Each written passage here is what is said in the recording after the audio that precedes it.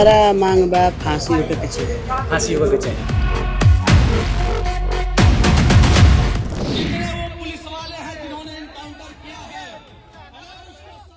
Bharat Tiwari encounter case में चौंकाने वाला खुलासा हुआ है। पुलिस के दावे से इतर परिवार का दावा सही पाया गया। भरत की पोस्टमार्टम रिपोर्ट में सामने आया है कि उन्हें 3 नहीं बल्कि 5 गोलियां मारी गई थी, जिसमें से चौथी गोली दाहिनी जांघ में बाहरी हिस्से से अंदर की ओर गई थी। इसके अलावा 5वीं गोली बाएं पैर के मध्य भाग से पीछे की तरफ लगी थी।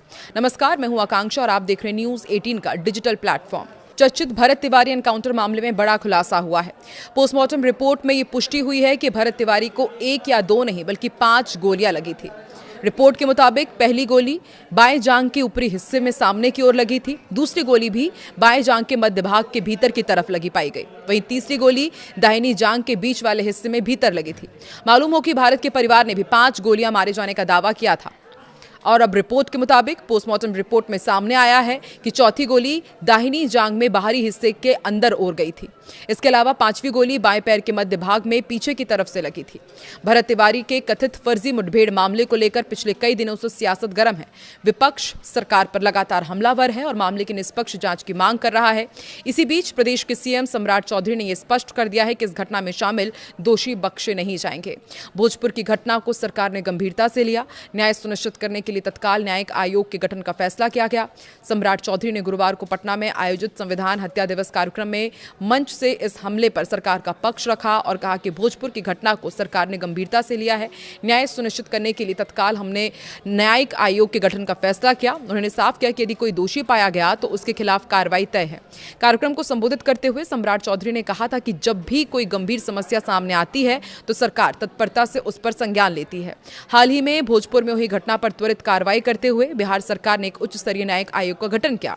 सरकार का उद्देश्य न्याय सुनिश्चित करना है और जो भी दोषी पाया जाएगा उस पर सख्त कार्रवाई की जाएगी।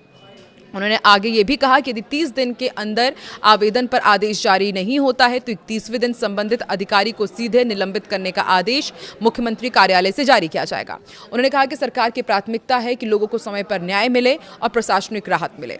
भरत तिवारी भोजपुर के बिलौटी गांव के रहने वाले थे। दावा है कि वो सोशल मीडिया पर नदी कटाव, भ्रष्टाचार और स्थानीय मुद्दों पर आवाज उठा रहे थे। 17 जून को पुलिस एनकाउंटर में उनकी मौत हो गई थी। पुलिस का दावा था कि वो हथियारबंद थे और फायरिंग के दौरान मारे गए, जबकि परिवार और गांव वालों का आरोप है कि उन्होंने सरेंडर किया था, फिर उससे गोली मार दी गई। फेसबुक लाइव वीडियो में भी ये दिखने का दावा किया गया। इसके बाद परिवार की शिकायत पर शाहपुर थाने में पुलिस अधिकारियों के खिलाफ हत्या का मुकदमा दर्ज किया गया। एफआईआर में परिवार के नाम अब हटा दिए गए हैं। एसडीओपी को भी हटाया गया। न्यायिक जांच आयोग रिटायर्ड जज की अगुवाई में चल रही है। सीएम सम्राट चौधरी ने जांच का आश्वासन दिया और महापंचायत भी हुई थी। भोजपुर जिले के शाहपुर थाना क्षेत्र के बिलौटी गांव में पुलिस मुठभेड़ में मारे गए भरत तिवारी के मामले में इतने दिन बीत जाने के बाद भी परिजनों का गुस्सा कम नहीं हुआ है। उनका आरोप है कि अब तक उन्हें न्याय नहीं मिला है।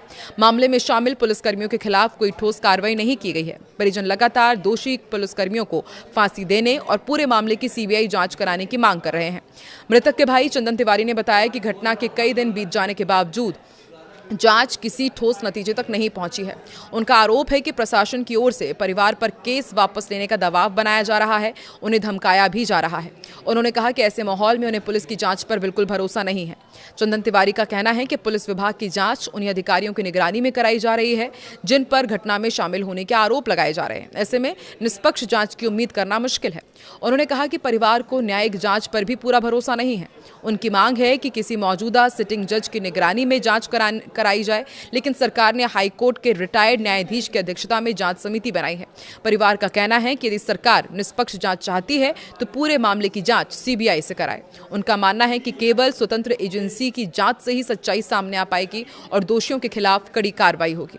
उधर सरकार की ओर से गठित न्यायिक जांच समिति के अध्यक्ष हाईकोर्ट के पूर्व न्यायाधीश विनोद सिन्हा ने मामले की जांच शुरू कर दी है। वहीं पुलिस विभाग की ओर से जांच की जिम्मेदारी शाहाबाद रेंज के पुलिस उप महानिरीक्षक यानी कि डीआईजी को सौंपी गई है।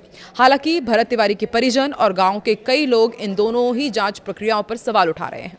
कहना है कि जब तक मामले की सीबीआई जांच नहीं होगी, दोषी पुलिसकर्मियों के खिलाफ सख्त एक्शन नहीं लिया जाएगा, तब तक उन्हें न्याय मिलने की उम्मीद नहीं है। फिलहाल परिवार अपनी मांगों पर अड़ा हुआ है और पूरे मामले में निष्पक्ष जांच की मांग लगातार दोहरा रहा है। आपको क्या लगता है, क्या परिवार और ग्रामीणों की सीबीआई जांच की मांग सही है और क्या वाकई निष्पक्ष जांच इस पूरे मामले की हो पाएगी और क्या भरत तिवारी के परिवार को न्याय मिल पाएगा?